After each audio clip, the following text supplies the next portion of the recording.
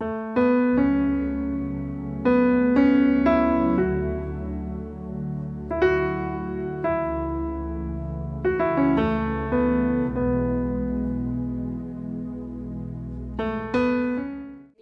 అయినప్పుడు నీవు ఏం చదువుకుంటున్నావు? 8th class.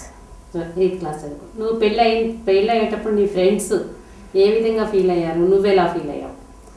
నాకు చాలా బాధ అనిపించింది మేడం. పెళ్ళి అయినాక మా ఫ్రెండ్స్తో తిరగాలంటే కూడా నాకు చాలా బాధ అనిపించింది. అందరూ నానా రకాలు అనుకున్నారు, ఇప్పుడే పెళ్ళి చేసుకొని ఎందుకు అట్లా చేస్తారు అది ఇదని చాలా నన్ను వేధించారు. అందుకు నాకు చాలా బాధ అనిపించింది, చాలా మట్టుకు ఏడ్చిన. తర్వాత ఇక ఏం చేయాలో నాకు తెలియదు. మళ్ళీ మా ఫ్రెండ్స్ అందరు చదువుకుంటుంటే నా చదువుకునే వయసులో పెళ్ళి చేసి నన్ను ఏడిపించారని నేను వాళ్ళను మాట్లాడించకుండానే ఊరుకున్నా. తర్వాత నాకు వాళ్ళు నా ముందు క్లాస్కి వెళ్తుంటే నాకు చాలా బాధ అనిపించింది. నేను కూడా పెళ్ళి కాకుండా అట్లా వెళ్దును అని ఏడ్చేదాన్ని. అత్తగారింటికి వెళ్తే అక్కడ మా అత్త చాలా మూర్ఖంగా ప్రవర్తించేది. వంటలు చేస్తే ఇట్లా కాదు అట్లా కాదని వేధించేది. మా భర్త గారు తాగి వచ్చి చాలా కొట్టేవారు మేడం. అందుకు నాకు చాలా ఏడుపుచ్చు. పని చేయకుంటే కొట్టడం తిట్టడం, తాగొచ్చి నన్ను వేధించడం ఇట్లా జరిగితే అమ్మ నాన్న తీసుకొచ్చి ఇంటి దగ్గరనే ఉంచుకున్నారు. ఇప్పుడు హాస్టల్లో ఉండి చదువుకుంటున్నాం.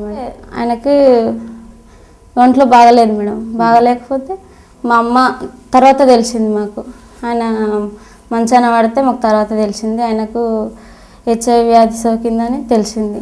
అందుకు కూడా పంపలేము. నా ఆరోగ్యం బాగలేదు మేడం ప్రస్తుతానికి.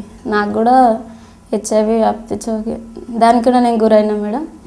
అయితే ఇక చదువు ఒక సంస్థలో చేరి అక్కడ చదువు పూర్తి చేసుకోవాలని నిర్ణయించుకున్నా. నాకు ఇప్పుడు మేడం ఫీజు కట్టి నన్ను చదివిస్తుంది. 10th క్లాస్ నేను బాగానే చదువుకుంటున్నా. నీ పెళ్ళి ఎన్ని సంవత్సరాలు అయిందమ్మా? 2 సంవత్సరాలు. నీ పెళ్ళప్పుడు ఏం చదువుతున్నావు? 4th. ఎంత వయసు ఉంటుంది నీ భర్తకి? 18 సంవత్సరాలు. అంటే మీ దగ్గర వాళ్ళ ఎందుకు పెళ్లి చేశారు నీకు అప్పుడు? దగ్గర వాళ్ళని. దేనికోసం? అంత చిన్నప్పుడు ఎందుకు పెళ్లి చేశారు? ఆస్తి కోసం. ఆస్తి కోసం. ఎవరికి ఆస్తుంది? మా అమ్మమ్మ వాళ్ళ ఆస్తి పోతుందా? ఇప్పుడు మరి నీ భర్త దగ్గర ఉంటున్నావు మనకు? మా అమ్మ వాళ్ళ ఇంటికాడ. ఎందుకని? నీ భర్త ఏం చేస్తున్నాడు? చనిపోయాడా? ఎందుకని చనిపోయాడు?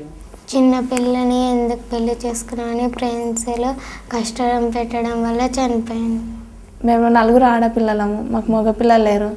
నేనే ఇంట్లో పెద్దదాన్ని. అందుకు నాకు తొందరగా పెళ్లి చేసారు, ఇల్లరికని తీసుకొచ్చి. ఇంకా నన్ను అసలు అడగలే, నా ఇష్టాలు ఏం అవసరం లేదనేసి చిన్నపిల్లని ఇక అడగకుండానే పెళ్లి చేసేసారు. పెళ్ళైన తర్వాత 3 నెలలకి మళ్ళీ మా వాళ్ళు ఆస్తి అంతా ఆయన పేరు మీద రాయంగానే మా ఇంటికి వెళ్దామని గొడవ చేసిండు. మా అమ్మ వాళ్ళు దానికి ఒప్పుకోలేదు. ఎందుకంటే మేమే లేక నేను తెచ్చుకున్నాము, మళ్ళీ ఇప్పుడు నువ్వు ఆడికంటే మా పరిస్థితి ఏంది, ఉన్నదంతా నీకు రాసిచ్చినాం, మిగతా పిల్లల పరిస్థితి ఏంది అని ఆ విషయంలో గొడవ అయిపోయింది. నన్ను తీసుకెళ్ళలేదు, ప్లస్ విడాకులు ఇచ్చేసారు. అంటే చిన్న వయసులో మాత్రం పెళ్ళి అయ్యేది. ఎందుకంటే పిల్లలు శారీరకంగా మానసికంగా చాలా బాధపడతారు. ఎందుకంటే నా జీవితంలో ఇంకొకరిది కావద్దని కోరుకుంటాను. అసలు పెళ్ళి ఎలా జరిగిందో నాకు అసలే తెలియదు, అంత ఐడియా కూడా లేదు. వాళ్ళని ఎదిరించేంత స్తోమత కూడా నాకు లేదు, వాళ్ళని ఎదిరించేంత ధైర్యం నాలో లేదు. అప్పుడు బలవంతంగా తీసుకొని మ్యారేజ్ చేసారు. అంటే మ్యారేజ్ అంటే ఎక్కువ మంది ఎవరు లేరు, ఓన్లీ అక్కడ బంధువులే ఉన్నారు.